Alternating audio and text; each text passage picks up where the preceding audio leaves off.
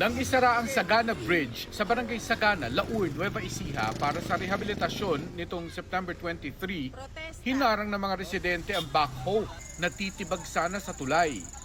Pag ito po inalis, ala na pong dadaanan ng mga estudyante, mga tracking. Hindi may tatangging peligroso na ang Sagana Bridge. Malalaki at marami na masyado ang lamat sa mga pundasyon nito.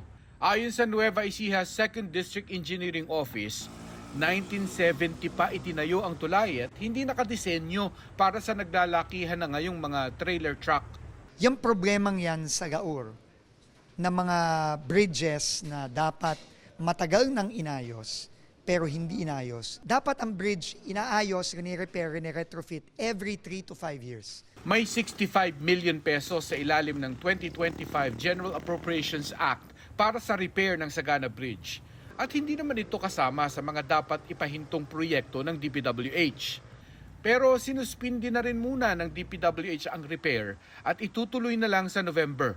Pagbibigyan na ang hiling ng mga residente na maayos muna ang detour o yung alternatibong daan bago isara ang tulay. Pero iniutos pa ring tingnan kung ligtas pa bang daanan ng light vehicle ang tulay habang hindi pa ito inaayos.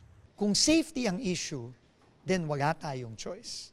Kailangan tayong magsara. Pero kung pwede namang daanin sa traffic management na siguraduhin na isa-isa lang ang truck na dadaan, wag sabay-sabay, kamukha nung nangyari sa Pigatan, gagawin natin yon. Pero kay safety first tayo lagi.